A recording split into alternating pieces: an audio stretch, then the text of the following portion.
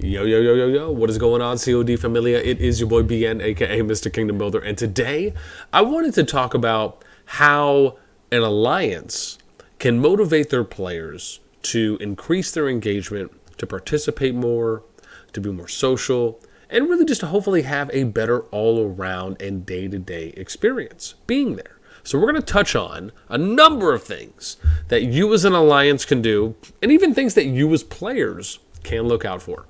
So let's start with number one, sending mails. Now, mails from an alliance, this might seem pretty standard, right? But this is a little bit more detailed than you may think. To me, it's very important, right? Now, obviously, I don't have any privileges here. But typically, when you're going to send a mail, very similarly to, like, let's just say I click on someone and I do mail, right? This, for the most part, is really how it looks. My view on sending mails is that it is important how you send a mail, right? If you're just sending a wall of text, it's not really that appealing. If you are taking time to space your mail, to space your paragraphs, to use maybe a little bit of HTML coding where you're just doing something, as simple as, this, bold, hello, right? And you're doing your as an example, right? That'll make it bold, right? Doing a color is something that you can do too as well.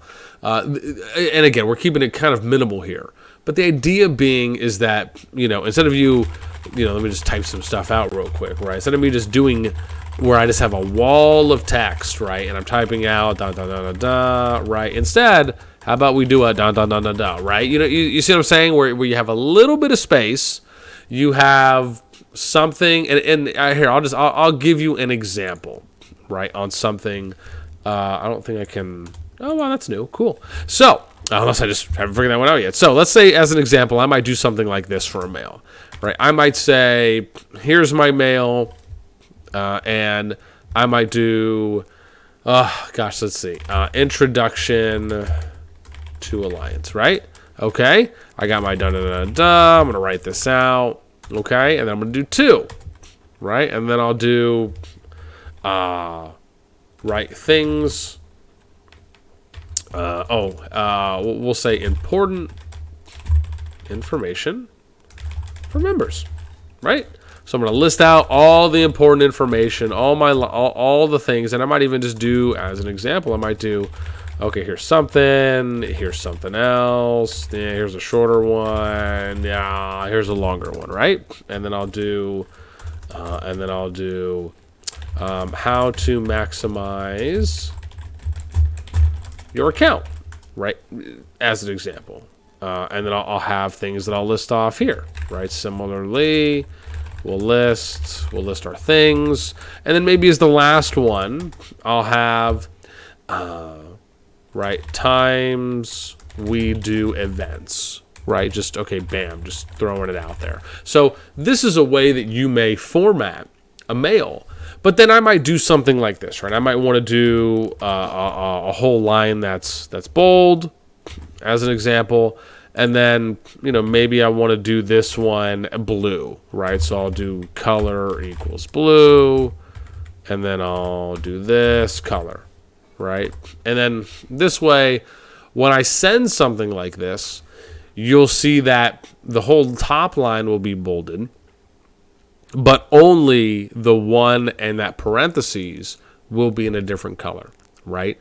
Sometimes I like to use different colors, not to say we need to slap them with the rainbow here, for example, but doing simple things that can call attention to specific line items, headers, titles, subject lines. These are important things that if you format a mail appropriately and you space it out, you will find that you are more likely to have more people read your mails than if you just send a ginormous wall of text.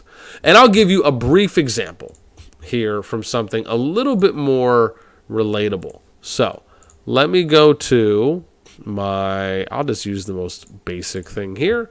So let's go to Discord. I think I have this open. We'll open one up for you guys. Here we go. All right, so here's an example of how I like to write Discord announcements. if you've ever joined my Discord before and you've seen me write an announcement in an area that's longer than maybe 1 point, let's say, you will notice that I like to use numbers. I like to underline in bold what my title and my header is going to be. And I like to make sure that my information is kind of kept to about 3 to 5 sentences, right? Maybe 2 to 5 sentences, 2 to 4 sentences, right? Really more on average, I should say. Here, because if you're someone who's reading this, it doesn't come off as, oh, this is aggressively long, right? And so that is a good approach when you are going about writing mails in game. Okay, now let's get to number 2, which is using decrees, right? So to me, decrees are really important. I don't know if there's any here. We'll check. But, so there are, right? So using decrees, and this is a pinned decree, right? It is important because it almost represents kind of a pinned post or a pinned message on a Discord channel, right? Or almost kind of represents an announcement style channel. Now, the reason I like using decrees and pins, but more specifically, how should these be used? In my opinion, you should be using decrees and pins in a way where you are able to store universal, helpful, and educational information. For example, if this one says row, I might list this out and say row tips, right? Roots of war tips and tactics, something like that, right? And then you have your 2,000 or 4,000 words or character mail that is pinned there that goes over universal tips that people can find easily, right? They don't have to dig through all your mails, right? They're able to go here and they can easily find that out.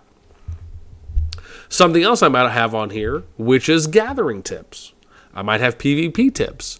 I might have PvE tips. I might have benefits of villages, like miscellaneous things, like village benefits. I might have something which is, hey, how to navigate an alliance, right? How to navigate the alliance interface. I might have something that I'll pin. Maybe I'll do a new decree each week, and I'll say, here's the weekly events, right? Events for if you can, as an example, type this out in the header, right? I would say events September 26th through the 31st, right? Something like that. And that would be an event guide, or you'd say like event guide 9/16 through 26, right? Something like that. So that way you do that every week when the events reset, and you would have that listed there, and then you would kind of use a similar format if you'd like, for example, one that I've showed, and then you would have each of the events listed, the days they're on, right, what's the objective of the event, what can you win from it, and then tips on each of the events. These are the types of things that you would post in an alliance decree. Right? Maybe you post, you have a pinned decree as join the Discord, and then here's all the reasons why you would want to join the Discord. Then there's the link. Those are the types of things that you really should be putting there. As far as like mostly stagnant things that are universal outside of whenever you might need to update it. And then you can have your kind of rotational style decrees, regardless if those are pinned or not. Then we get to number 3. Which, and I've kind of alluded to this already, so this may not be the longest point number 3, but to be informative and educational in your mails and or decrees, right? Really taking time to understand that the majority of players, unless you've interviewed every single person and you know everyone has a wealth of experience, it's always good to take a stance of you are informing and providing a resource to people in a way that comes off as you kind of explaining, or kind of a nice to know friendly reminder type approach, right? Not just assuming that people should know these things or that they already do know certain things, so you omit or you leave certain things out. Number 4. Mentioned this briefly before, but try to get everyone in Discord. This is really important. Trying to get everyone into your Discord is vital, because it can lead to a lot of good benefits. One, you have a lot more tools at your disposal on Discord than you do in-game.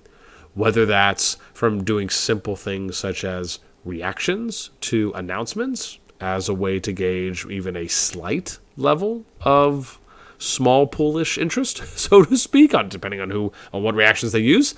You can run things like polls on Discord in a more expansive manner than you can in-game. You can hop into voice calls on Discord compared to in-game.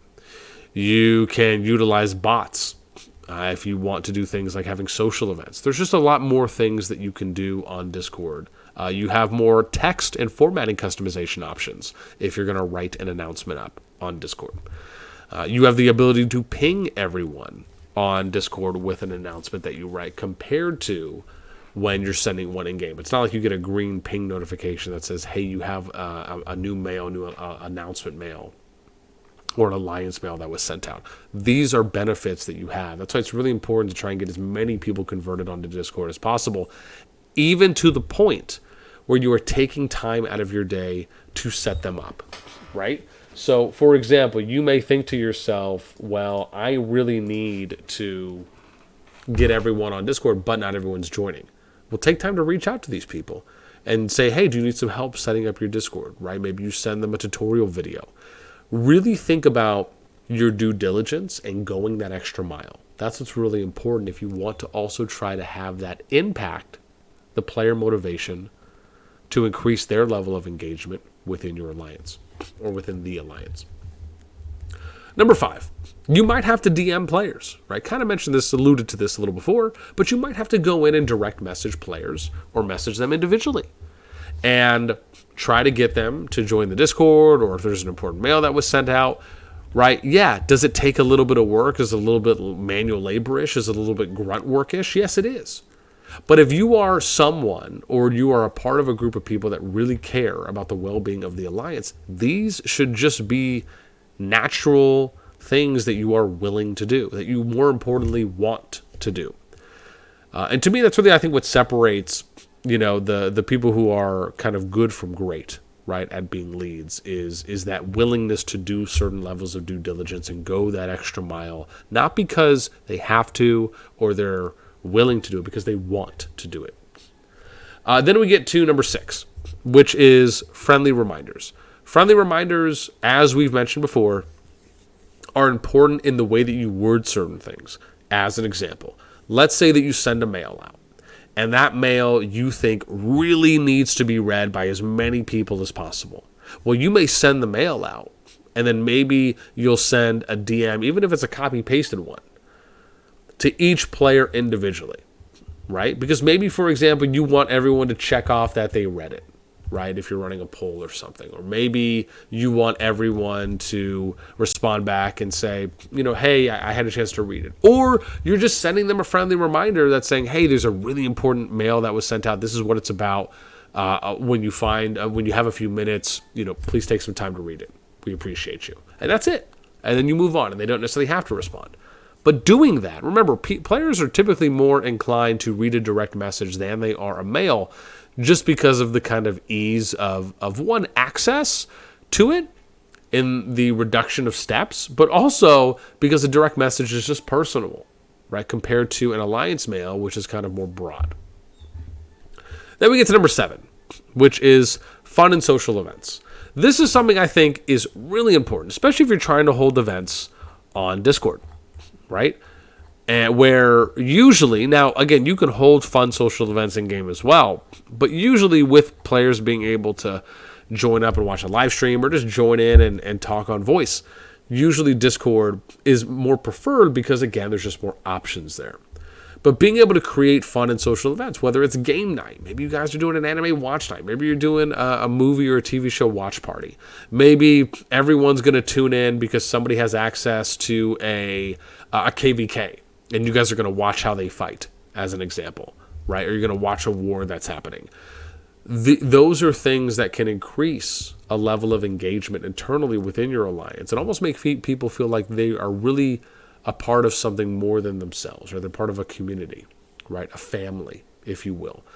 And thinking about how to approach this in different ways can elicit, if not compound, a deeper level of appreciation, of loyalty, of camaraderie within your alliance. And that can really only benefit you in the long run.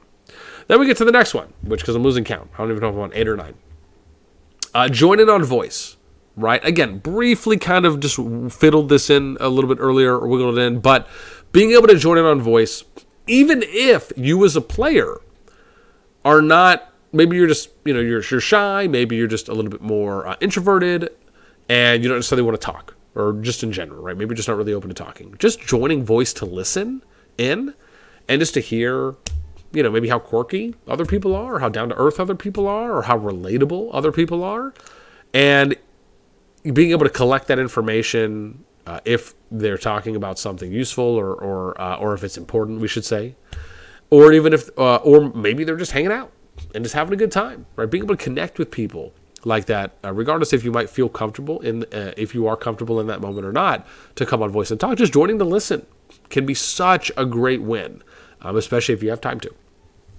Next one is be active in Alliance chat, right? If you're a leader, if you're officers, being active in Alliance chat. And I'm not saying be active just for the sake of being active, right? But being able to join in on some conversations here and there, maybe start a conversation here and there, just being present, right? So people don't think that you're dead. That'd be great. Next one, be active in Discord. Kind of the same thing. Just don't act like you have, as though you're lifeless, right? Reply to people, join in on a conversation, post messages, being active in general can be a really good thing. Next one here, which I think is a really big point, which is finding times in which the majority can participate in events, or it could be a raid as an example, but just participate in AVA, we'll just say once again, to double down, type events, where you can get a lot of people to come on and engage. Being able to identify and find times. Usually one of the best ways to do this is you just DM everybody. You DM everybody, hey, what's your average activity time? What's the average time where if we wanted to do an event or plan for a war or do something on Discord, right? What's your average availability throughout a week, right? And then the reason you ask them this, because remember, some people might have incredibly flexible schedules, right? Where they have consistent availability.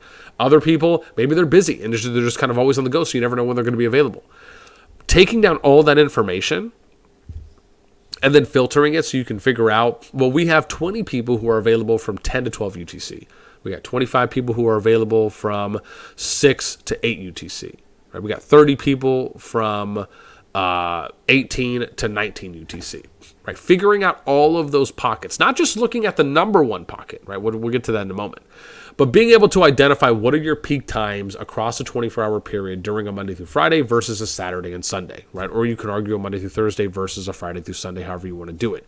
But messaging people, everyone in your alliance, and then getting that return of information, and then being able to sort that out so that way you can figure out what are the ideal times that we should run. And then the next one is to try different peak times.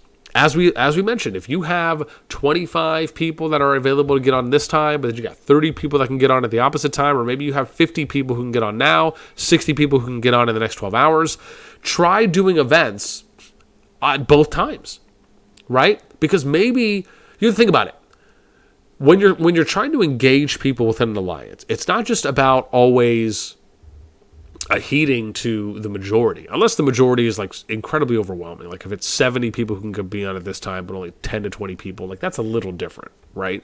I still think you can do some things there, but that is widely different. We're talking where you can still have a healthy amount of people on at one time, and then a healthy amount of people on at nearly like a 12-hour difference, or somewhere kind of in that 6 to 12-hour difference range.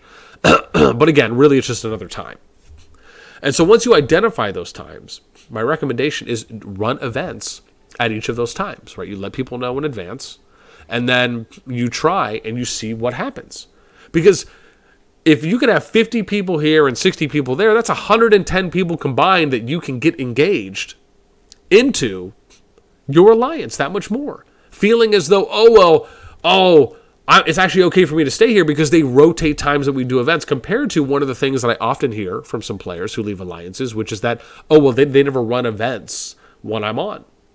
So remember, you don't always have to stick to one time. You can try multiple times to adhere and appeal or appease, or appeal. Yeah, appeal is, I think, the right one. Appeal to more of the players in your alliance.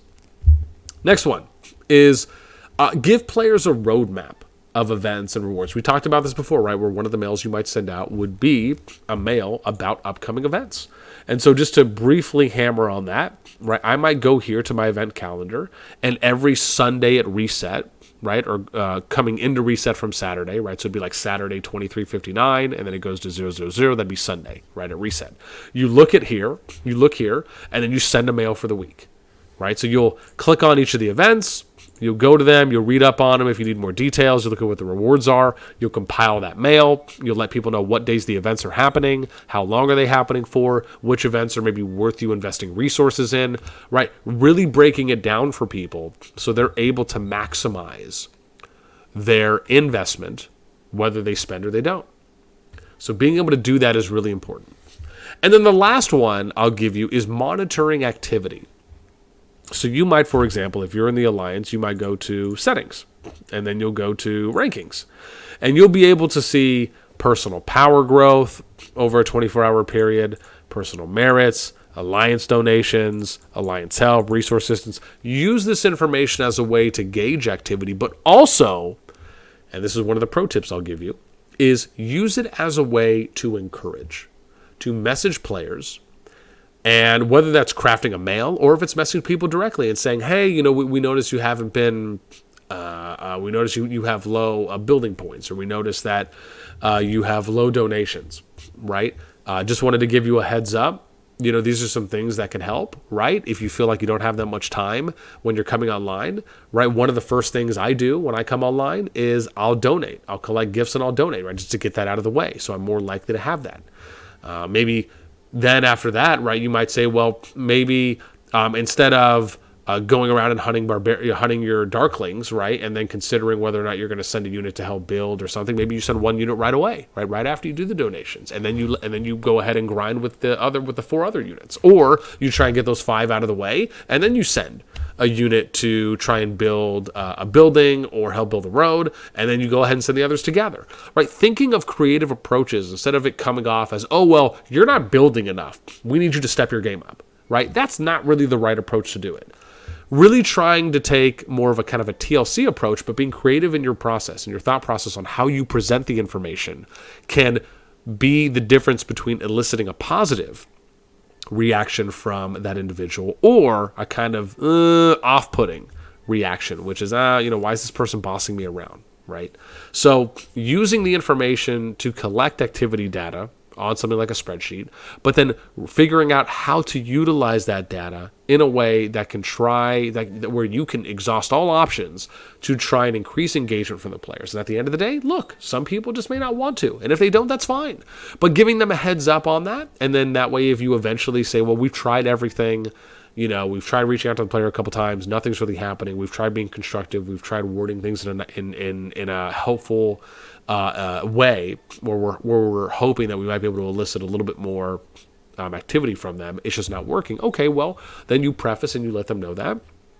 And if it comes down to the end of the day where you just have to let someone go, right? Then what do? Well, you let them go, but you give them options. You say, hey, we've tried working with you, a decent amount of time. It just seems as though you may not have the time available at the moment to meet the expectations of this particular alliance.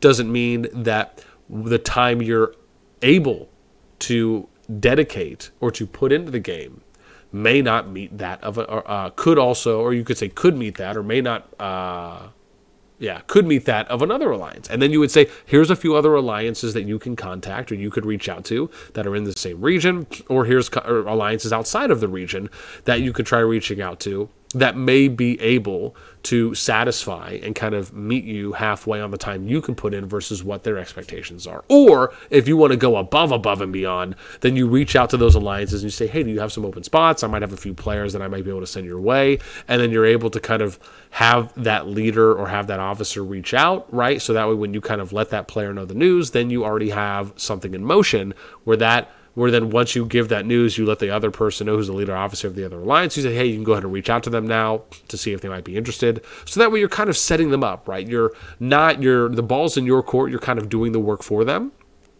And that can always be appreciated as well, right? Because ideally you just don't want to try and burn bridges for no reason in a general sense. with that in mind, that is pretty much all I got. So I didn't actually expect this to almost go 25 minutes. However, I'd love to know what you guys think on this one, right? Did you enjoy this video? If you're a player, do you maybe understand a little bit more of kind of what the leader, the officers might be going through? Did you find some of this relatable to you? If you're a leader or an officer, did you find this video helpful? Are there other things as well? Because I don't think I probably covered everything, but felt that I probably covered a good amount. Are there other things that you would also add in that you do for your alliance that you've noticed, hey, this has got us some more engagement. This has elicited a little bit more of a reaction, some more motivation, more participation. Let us know in the comments down below. That's going to do it for me. As always, until next time, I will catch you later.